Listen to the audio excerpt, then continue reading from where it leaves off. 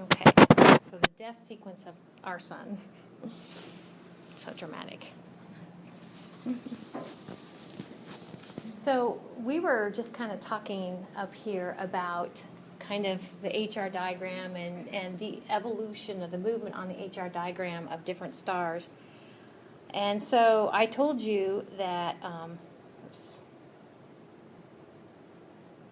I told you that something that's more massive than 8 solar masses is a high mass star, and it's going to do something else. So I'll just kind of go up there and say that that is heavier than 8 solar masses. Okay. And then here, actually, in 2 slides or so, I'm going to show you another break in the continuum of masses. And actually, that break is going to be, I don't know where it is. I'll just draw a line there. And I'm going to put less than, less than 4 solar masses. 0.4? 4. I had to change that here in a minute. Okay, so something that's less than, I think it's 4. Well, that seems kind of, might be, maybe it's 0.4. I'm going to better change that to 0.4. And something that's less massive than 0.4 solar masses, then it's going to, and it's not going to go up in the giant stage is my point here. Okay, it's basically, and we called these red dwarfs, didn't we? Kind of down here anyway. So these don't ever go up there, okay? They do something else, and that something else is coming out.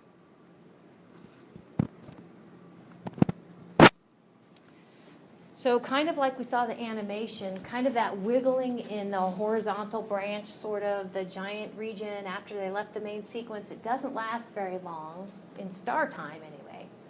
And this is kind of what's going on in the cores of the star as it ages.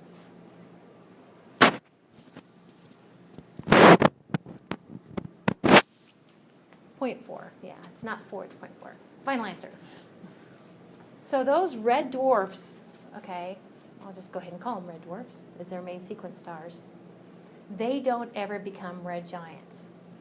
We've talked about convection in here a couple of different ways, or for different reasons. So you know what convection is basically your core is warm, and convection here is really relocating the spent helium, which was produced from hydrogen fusion, out, and fresh hydrogen in. It's convection.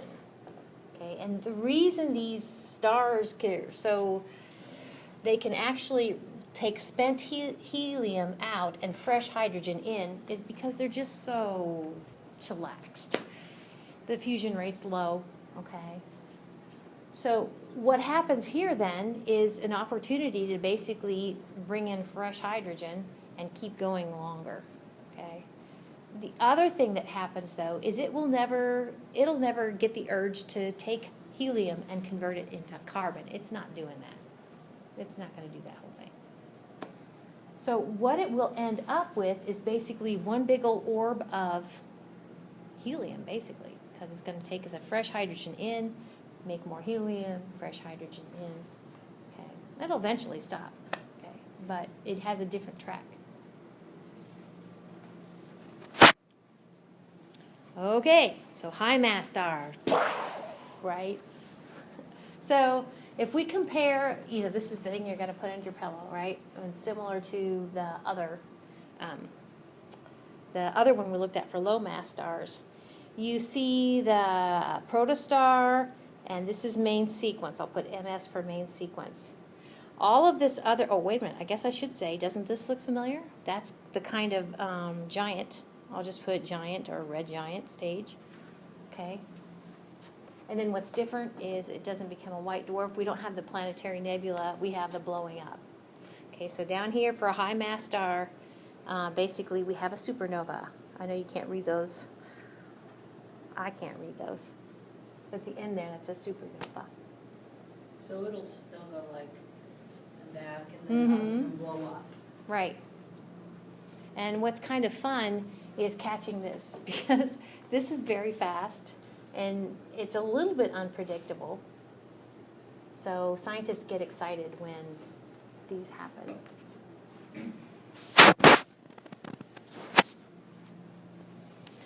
So I'm going to talk you through some chemistry, but honestly, what I want you to get out of all of this kind of chemistry is kind of what the video was talking about, that in order for us to have carbon on Earth, in order for us to have magnesium on Earth, in order for us to have oxygen on Earth, okay, that stuff was not there at the beginning of the universe. That stuff was milled or created in stars, and then that stuff kind of resorts itself and ends up in our solar nebula, ends up as part of our planet.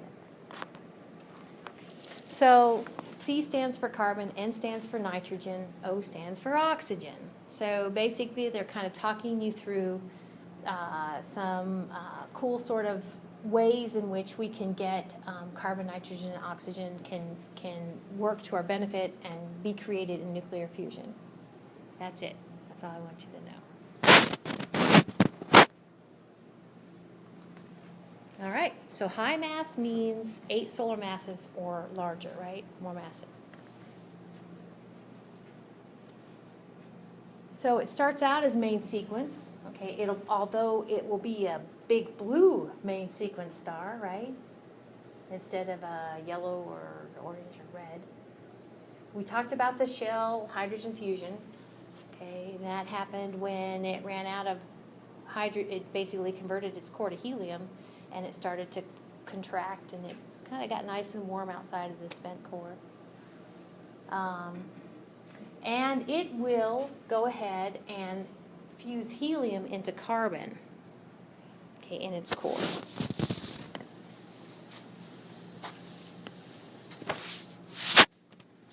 So here finally these are all different elements, so each box is a different element. And I think I kind of emphasized the various elements. Okay, so for instance, we talked about low mass stars involve the formation first of helium, and then helium can be fused into carbon for low mass stars. Okay. Now this other mechanism that was introduced, okay, can give us now nitrogen and oxygen.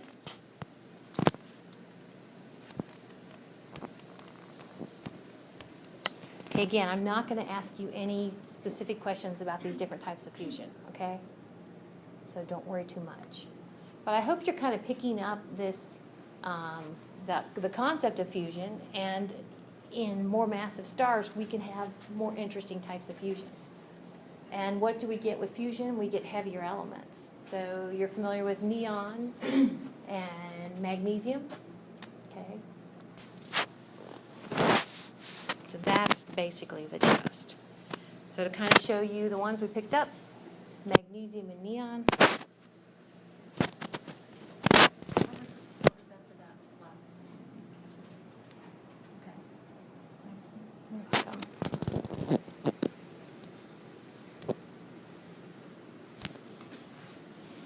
So there is a limit.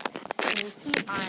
Iron, to me, if I was in the business of being an astrophysicist and into describing about stars, they get really excited when they get to the element iron.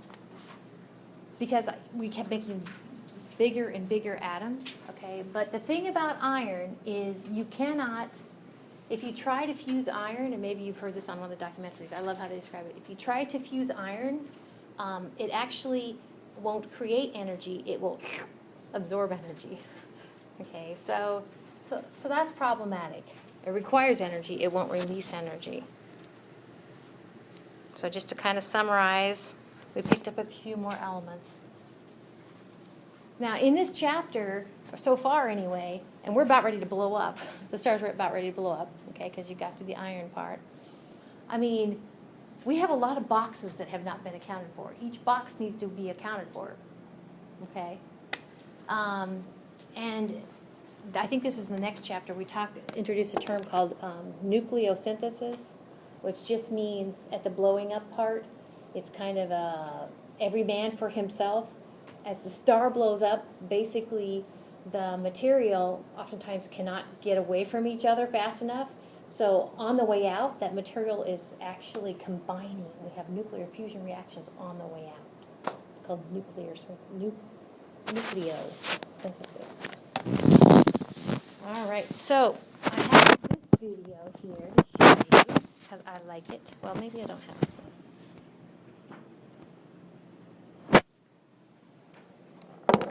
I should.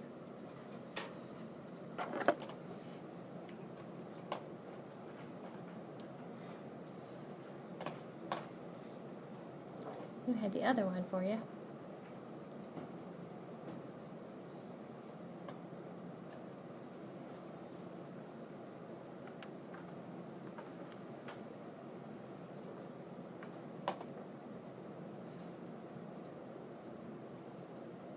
Huh.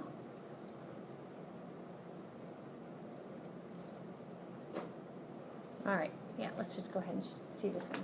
Sorry, don't if it's flashing. Okay, so I'm going to go ahead and run this, and you see it swelling. Okay, that we looked at this one before. Okay, and what it's trying to kind of show you is the building of the onion.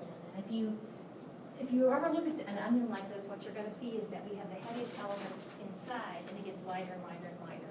And this is for the high mass stars, right? They will be the only ones who go clear to iron. Yes. Yes, yes. So I'm going to wait for the next stage.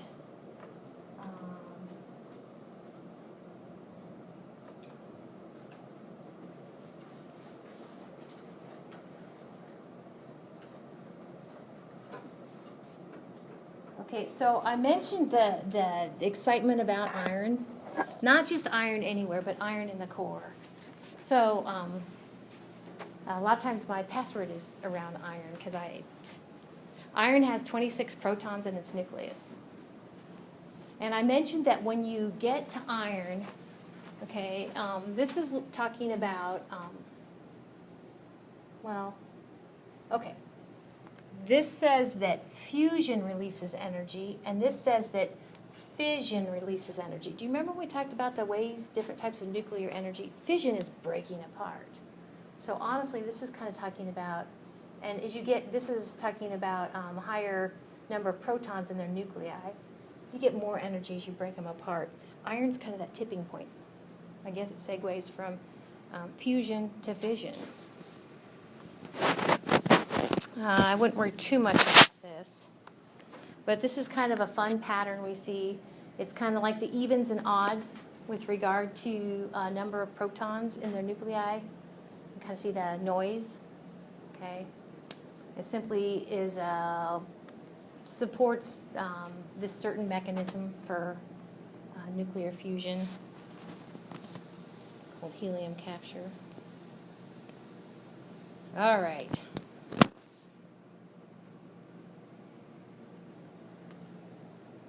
So, you see the onion, okay, and you see the red giant sort of thing. The thing about it is, you see silicon down here? I'll go ahead and add. When you fuse silicon, you get iron. The symbol for iron is, I bet you know, is Fe.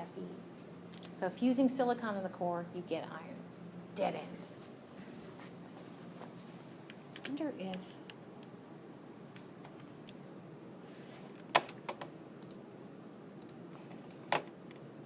Almost done.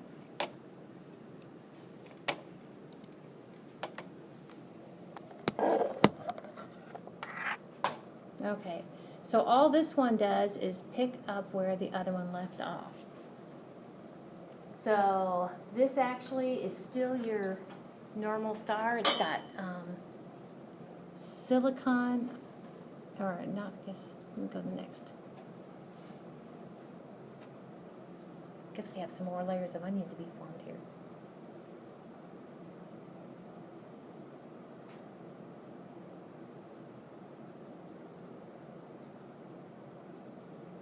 Okay, get the idea? Next. The death of a high mass star. Begin. Warning, fusion of iron. Okay, and that's it.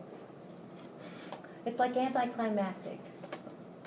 So a few things, we're going to actually see this picture. This is what they call a supernova remnant. It's basically a star's guts that has blown up, and it will glow for a while.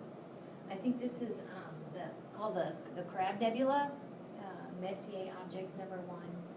But instead of being a white dwarf left over, okay, that little black thing at the top there, okay, and we'll talk more about this after your test, but that little black thing after a star blows up has two choices. It can be a neutron star, and they talked about a neutron star in the video tonight. Neutron star, okay, after a star blows up, or it can be a black hole. So, let's see. Knock out.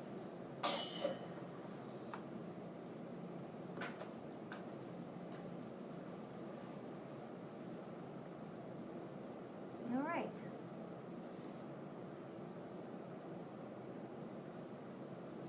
I say skip next slide. I don't know. Sometimes I lie to myself.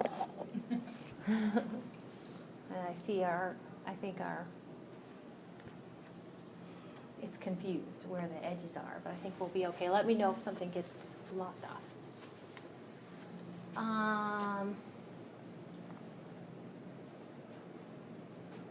All right, this is just talking about the explosion. You're going to kind of get some, an abundance of neutrinos. We talked about neutrinos before as basically ongoing particle that's created by our sun during nuclear fusion.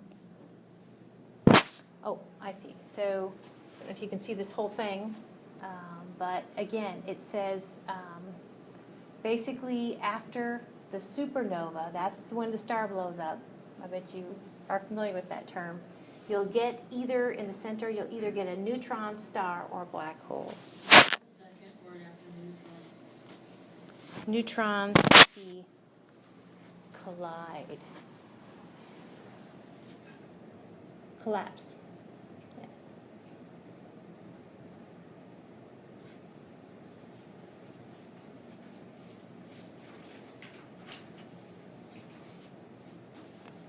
Let's just look at this way so we can see the whole thing.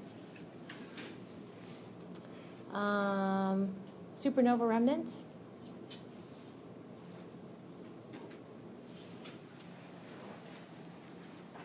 So that's kind of what we saw a minute ago. Let's see this one.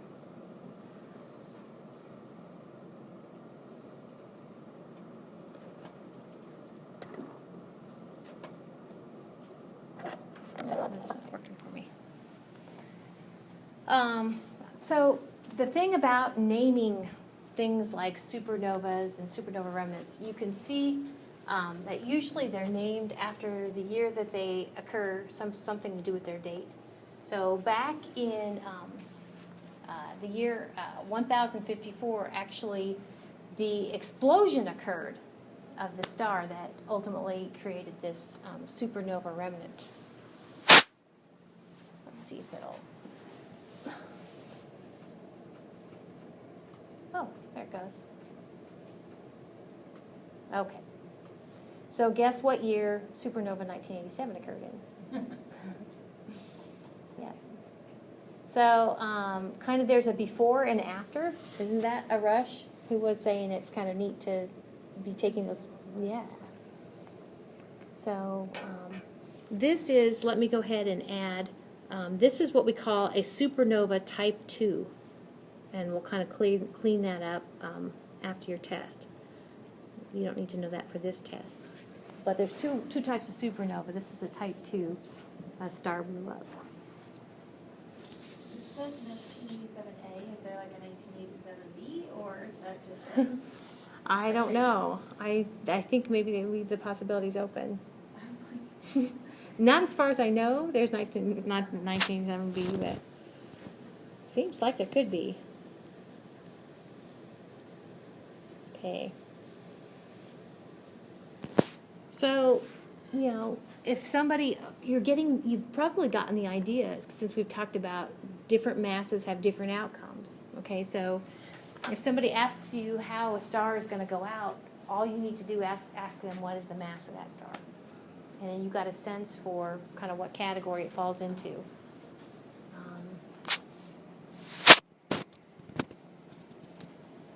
So just to kind of recap, low mass star starts out as actually first a protostar, right? And then a main sequence star when it begins fusing hydrogen in its core. And it does that for a long time. The red giant, okay, kind of goes back and forth in that region. It does have shell fusion and double shell fusion, okay, but a low mass star will ultimately leave a planetary nebula and cool off as a white dwarf. My slides, I'm not real thrilled. I probably should amend them and say, unless it's really low mass, so 0.4 to 0.08, we know has a different outcome. There's a planetary nebula, and there's the cute little retard star. Okay. This is just kind of some details that we talked about. Why does it go through the different stages? Again, this is still the low mass star. That's not blowing up. Oh, wait a minute. That is blowing up. It's like this. No. Okay. High mass stars. Main sequence, protostar. It's blue instead of, so it's hot and large. Then it's got its little horizontal branch, giant stage. It ends up more like an onion, okay, multiple shell fusion. And it fuses silicon into iron in its core, and it will go out with a bang.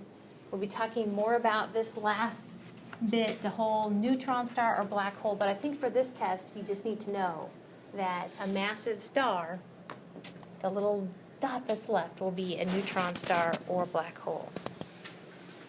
So a couple of slides kind of actually setting you up for the next chapter. We talked about binary stars. Most stars have a partner, okay? Well, now that we've talked about kind of the red giant stage, it's possible that if a partner is in a red giant stage, it can, in that swollen condition, actually some of its matter can dump on its companion.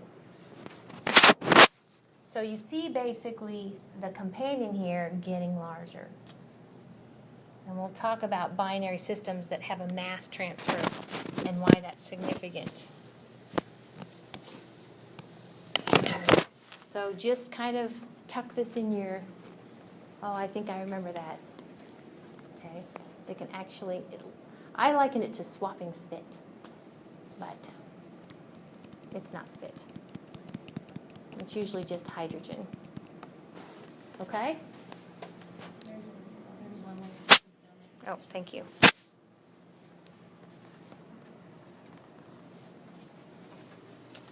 And that's it. Okay. So any questions about